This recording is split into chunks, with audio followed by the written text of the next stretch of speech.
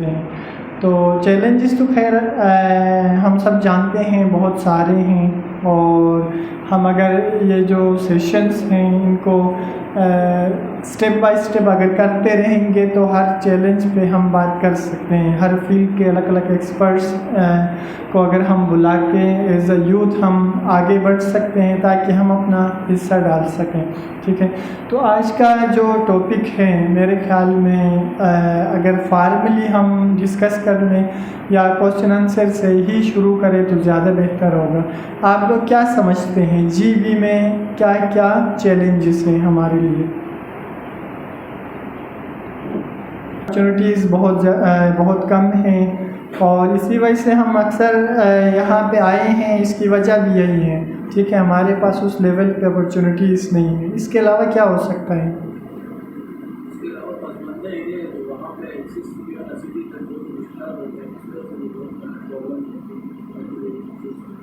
बिल्कुल।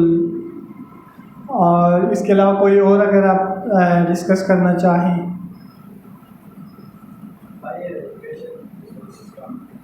रिसोर्सेस हमारे पास कम हैं। अगर हम स्पेसिफिकली देखें तो एजुकेशन के हवाले से जो रिसोर्सेज हैं हमारे पास अवेलेबल नहीं है। अगर जनरली देखें तो बहुत सारी चीज़ें इसमें आती हैं। ठीक है, तो आज के जो टॉपिक्स हैं उनमें हमने 3 जो मेन टॉपिक्स हैं उनको सिलेक्ट किया है। सबसे पहले है मेंटल हेल्थ और उसके बाद है सब्सटेंस यूज़, नॉर्मली हम देखते हैं ड्रग एडिक्शन या नशा।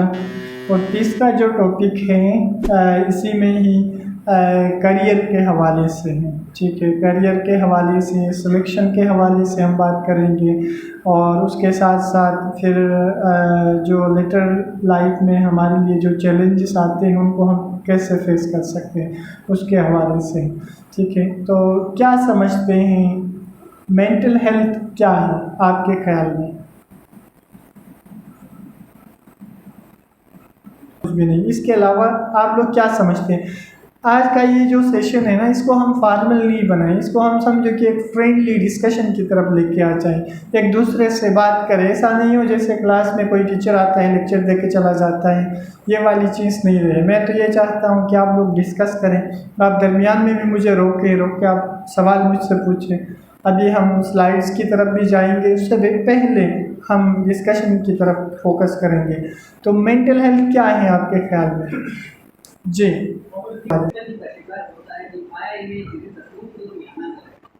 एग्जैक्टली। चैलेंजेस जब कोई भी नॉवल चीज़ ज़िंदगी में जब आ जाती है तो इनिशियली क्या होता है, हम रिजेक्ट कर देते हैं। ठीक है, और वक्त के साथ साथ फिर हम आहिस्ता आहिस्ता चले ठीक है लोग करते हैं तो कोई मसला नहीं है, फिर आहिस्ता आहिस्ता हम कहते हैं चलो मैं भी करके देखता हूँ। इसी तरीके से उस जोन में इंटर होते हैं।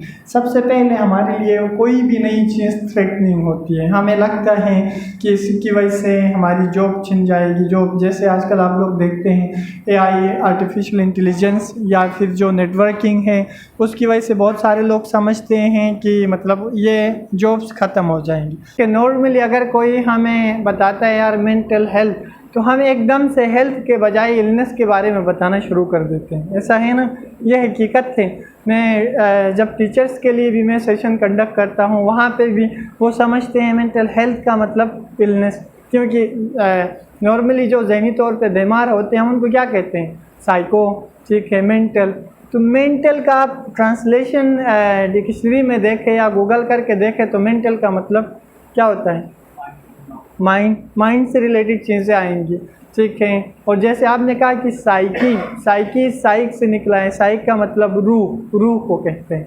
ठीक है, तो हम क्या करते हैं, नई चीज़ों को सर्च करने के बजाय जो पहले से आ रही है, हमने किसी से सुना था ये मेंटल हो गया, ये साइकी हो गया, हम वही चीज़ें लेके आगे बढ़ रहे होते हैं। ठीक है, नई चीज़ों को एक्सप्लोर करने की हम कोशिश नहीं कर रहे होते हैं। बिल्कुल आपने सही कहा। और इसके अलावा आप कुछ शेयर करना चाहें कुछ मेंटल हेल्थ के हवाले से? Is a chronic relapsing brain disease.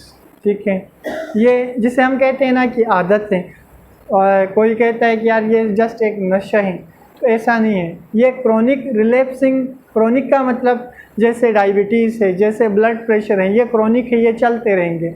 Relapsing, आप इलाज करवाते हैं, दोबारा से चांसेस होते हैं कि आप नशे की तरफ दोबारा जाएं, ठीक है। Relapsing brain disease, brain disease किस लिए है? ये ब्रेन में चेंजेस कर देता है। कहाँ पे करता है मैं बता दूंगा, ठीक है।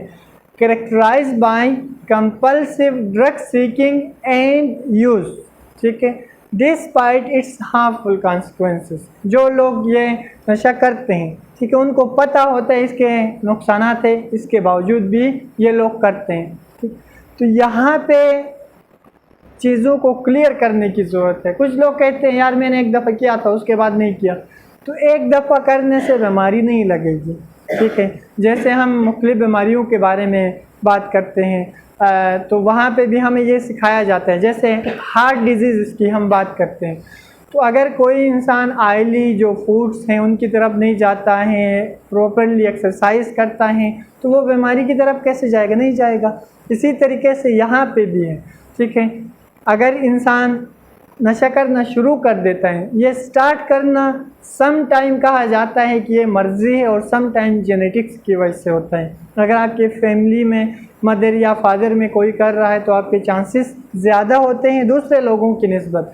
कितने चांसेस है? अगर सिंगल पेरेंट यूज़ कर रहा है 30% चांसेस है, अगर दोनों कर रहे हैं तो 40 से 60% चांसेस होते हैं। तो इसका मतलब एक तो जेनेटिक्स के साथ इसका कॉन्टेक्ट है, ठीक है। और सेकेंडली अगर हम देखें आपका जो एक पीयर प्रेशर होता है, आप जिन यार दोस्तों के साथ बैठते हैं वो भी आपको उस तरफ लेके जाते हैं, तो ये पहली दफ़ा एडिक्शन में नहीं जाएगा, डायरेक्टली आप बीमारी में मुब्तला नहीं होंगे, कोई भी नहीं होगा। इसी तरीके से पहली दफ़ा हम पराठे खाएंगे तो हार्ट डिजीज़ में मुब्तला नहीं होते हैं, दूसरी दफ़ा खाते हैं तब भी नहीं होते हैं। तो ये समझो कि जैसे हम ज़्यादातर गिलगित बल्तिस्तान से ताल्लुक़ रखते हैं, ये स्टोव वाला जो स्टोव की जो नली होती है, हम सब के घरों में रहा है स्टोव, ठीक है। अगर अभी नहीं है तो ये अलग बात है। तो उस नाली की अगर हम बात करें तो आप जब लकड़ी जलाते हैं तो पहले दिन नली बंद नहीं होती है, तो उसमें 2 महीने 3 महीने समटाइम 6 महीने लग जाते हैं, उसके बाद वो नली बंद होती है। इसी तरीके से हार्ट डिजीज़ की बात करते हैं तो पहले दिन आप अंडा खाएंगे, तेल का यानी ज़्यादा इस्तेमाल करेंगे तो आपके हार्ट की जो वॉल हैं वो बंद नहीं होंगे। इसी तरीके से एडिक्शन की भी हम बात करते हैं, एक दफ़ा यूज़ करेंगे तो डायरेक्टली आप बीमारी में मुब्तला नहीं होंगे, इसमें थोड़ा सा टाइम लगेगा। तो इसमें रिसर्च ये बताती है कुछ लोग जो पहली दफ़ा ट्राई करते हैं उनके चांसेस 70% बढ़ जाते हैं वो मुकम्मल ड्रग्स की तरफ चले जाएं। 70% चांसेस, जो किसी ने कभी यूज़ नहीं किया। मैंने फ़र्स्ट टाइम देखा यार मेरे दोस्त हैश यूज़ कर रहे हैं या वीड कर रहे हैं या जॉइंट कर रहे हैं, जिसे हम नॉर्मली आसान अल्फाज में कहें तो चरस, ठीक है, चरस यूज़ कर रहे हैं। मैंने भी उनसे उठाया। जब मैं आज उनके साथ बैठ के मैं कर रहा हूँ, कल भी वो मुझे मोटिवेट कर सकते हैं, कल भी मेरी ज़िंदगी में कोई वजह हो यानी बन सकती है, कोई वजह आ सकती है। अगर नहीं भी है तो मैं तलाश भी कर सकता हूँ यार एक दफ़ा और ट्राई करूँ। कल मैंने इसलिए पिया था, घर वालों के साथ मेरा झगड़ा हुआ था, कल मैंने इसलिए पिया था कि मेरे जो रिलेशंस थे वो ख़राब हो गए थे, तो आज वजह क्या बनी? दोबारा से घर वालों के साथ कोई अनबन हो सकती है, तो ये एक वजह बन सकती है। या फिर मेरे मार्क्स कम आ सकते हैं, या फिर कोई भी ऐसी चीज़ जो मुझे स्ट्रेस दे रही है, तो एक ट्रिगर है। तो मैं दोबारा से अगर जा रहा हूँ उस तरफ, ठीक है, अगेन सेकंड टाइम अटेम्प्ट किया, दूसरी तीसरी दफ़ा, इसी तरीके से ग्रेजुअली चला जाता है। तो यहाँ पे बात कर रहे थे टॉलरेंस लेवल डेवलप होना। टॉलरेंस अगर हम आसान अल्फाज में कहें तो बर्दाश्त का लेवल। हम में से बहुत सारे लोग जिम करते होंगे, आप में से कोई बताएगा कि पहले दिन जाके 20 किलो वाला डंबल किसी ने उठाया है? नहीं उठाया। क्या किया होगा? 2 केजी, 3 केजी या 4 किलो वहाँ से शुरू किया और एक वक्त आया 20 केजी वाला भी आपने एक्सरसाइज कर लिया होगा। इसी तरीके से एडिक्शन में भी है, पहले दिन जाके 5 चरस की सिगरेटें कोई नहीं पिएगा, ग्रेजुअली 1 से 2, 2 से 3, इसी तरीके से एक लेवल आता है। उसके बाद वो जो एक ड्रग इंसान यूज़ कर रहा है उसमें मज़ा नहीं आता है, फिर वो ड्रग स्विच करता है, एक ड्रग से दूसरे ड्रग की तरफ चला जाता है, ठीक है। तो हम बात कर रहे थे जहनी बीमारियों का भी आना, तो वो कैसे आते हैं? ड्रग के हवाले से हम चरस की बात करें, जो पाकिस्तान में अगर हम देखें, रिसर्च ये बताती है कि सबसे ज़्यादा यूज़ होने वाला जो ड्रग है ये चरस है। चरस मोर देन 500 इंग्रेडिएंट्स पाकिस्तान में पाए जाते हैं, मोर देन 500। जैसे आप लोगों ने सुना होगा ना, हैश, ग्रास, पोर्ट, वीट, मेरीवाना, बांग, ये तमाम उस चरस की कैपेसिटी में आते हैं। लेकिन दो ज़्यादा कॉमन हैं, वो क्या हैं? एक स्टीवा है, एक इंडिका है, और उसमें भी THC और कैनाबिनोइड होता है। THC क्या है? टेट्राहाइड्रोकैनाबिनोल, ठीक है, टेट्राहाइड्रोकैनाबिनोल। अगर कुछ लोग ये कहते हैं ये चरस लीगल है, बाहर के कंट्रीज़ में लीगल है, लेकिन कितना है, क्या किसी ने सर्च करके देखा है? नहीं देखा होगा। हमारे पास जो पेशेंट आते हैं, ठीक है, ड्रग्स के, तो हम जब उनकी रिपोर्ट्स देखते हैं, नॉर्मल जो रिपोर्ट्स होती हैं वो डव या AQU की तरफ से ही आती हैं, तो उसमें कम से कम 50 से लेकर 350 टू 300 THC होता है। जबकि जहाँ पे लीगल है वहाँ पे 0.15, यानी 50 में से भी एक उठाओ और एक में से भी 85% वो नुकसानदा है, तो उसमें सिर्फ 15% उसके लिए अलग से होता है, तो वो लीगल कहलाता है। तो हम क्या करते हैं, ब्लाइंड एक फॉलोइंग की तरफ जाते हैं, यार वहाँ लीगल है तो इसका मतलब इसके फ़ायदे ज़्यादा हैं, नुकसान नहीं होंगे, तो फिर हम उस तरफ चले जाते हैं, ठीक है। और अगेन मैं आपको एक चीज़ बताऊं कि ज़्यादातर जो पॉपुलेशन ड्रग्स में है, ठीक है, वो 15 से 15 टू 64 ईयर्स के जो लोग हैं या जो तबका है वो इस ड्रग्स में है। लेकिन आजकल अगर हम देखें, ये जो सर्वे था ये 2013 का था। 2013 में पाकिस्तान एंटी नारकोटिक फोर्स और ANF ने मिलकर, ANF और ये UNODC, United Nations on drug and crime, इन दोनों ने मिलकर ये रिसर्च किया था।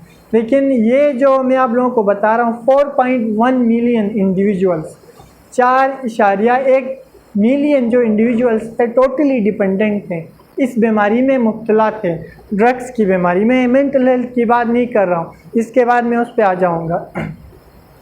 और 1 मिलियन जो थे, 1 मिलियन तकरीबन 10 लाख ड्रग्स को इंजेक्ट करते थे। ड्रग्स को इंजेक्ट करना आप अंदाज़ा लगा सकते हैं, टोटल मिलाओ तो तकरीबन 5.1 मिलियन जो जिनको इलाज की ज़रूरत थी, लेकिन हमारे पास कैपेसिटी है नहीं।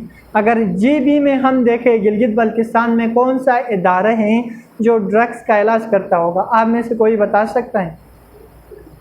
कोई भी आप में से अगर किसी को पता है तो? ड्रग्स दूर की बात है, ड्रग्स को तो समझते हैं हम नशा समझते हैं या फिर आदत समझते हैं, इसीलिए उसको हम क्या कहते हैं, यार इन लोगों से दूर रहो, ठीक है, ये लोग हमारे साथ बैठने के लायक नहीं हैं, ये लोग, हम ऐसी बातें करना शुरू कर देते हैं। असल में ये बीमारी है, ठीक है, इसके लिए इलाज की ज़रूरत है। आज जो यहाँ पे हम जमा हो गए चैलेंज इसके हवाले से, हमारे गिलगित बल्तिस्तान का ये सबसे बड़ा चैलेंज है, ठीक है। हम आगे बढ़ रहे हैं, लेकिन आगे बढ़ने से रोकने के लिए ये सबसे समझो कि एक बड़ा हथियार है। तो इसको रोकने के लिए हम सब जब कोशिश नहीं करेंगे तब तक ये तूफान रुकने वाला नहीं है, ठीक है। तो ये इनिशियली चॉइस है, लेकिन वक्त के साथ ये बीमारी में तब्दील हो जाएगी। जब ये बीमारी में तब्दील होगी तो मैंने इनिशियली क्या कहा, क्रोनिक रिलैप्सिंग, ना ख़त्म होने वाली, पूरी ज़िंदगी साथ रहने वाली। जब साथ रहने वाली है तो इसका मतलब जो इंसान की एक कैपेसिटी है वो ख़त्म हो गई, ठीक है, या तो कंप्रोमाइज़ हो गई या तो रुक गई, ठीक है। हम अपने घर वालों के लिए, अपने इलाके के लिए कुछ कर सकते हैं, करने के बजाय या तो हम स्टॉप हो गए या हम पीछे हट गए, ठीक है। हमारी ज़िंदगी का जो मकसद है वो हमसे छिन गया। जब छिन गया तो क्या है, ये बॉडी है, ये एक जिस्म है, ठीक है, ये हम एक लकड़ी की हैसियत रखते हैं। हमारे अंदर रूह नबाताती हो सकती है, रूह इंसानी कभी नहीं होगी, इसकी यही वजह है, ठीक है। तो रोकने के लिए क्या करना है, हम सब ने मिल के कोशिश करनी है, काम करना है, तभी हम इस चीज़ को रोक सकते हैं। अच्छा, अब मैं आप लोगों से पूछना चाहूँगा, क्या वजूहात होती हैं, रीज़न्स क्या हैं लोग ड्रग्स की तरफ चले जाते हैं? मेरे भी यार दोस्त हैं, मैं जानता हूँ उनको। मेरे पास पेशेंट आते हैं, मैं भी जानता हूँ, मैंने देखा है, मैंने सुना है, इससे पहले भी इस फील्ड में जब आया मैं उससे पहले भी मैं जानता था। तो आप लोग क्या समझते हैं, what are the common reasons कि लोग ड्रग्स की तरफ आते हैं?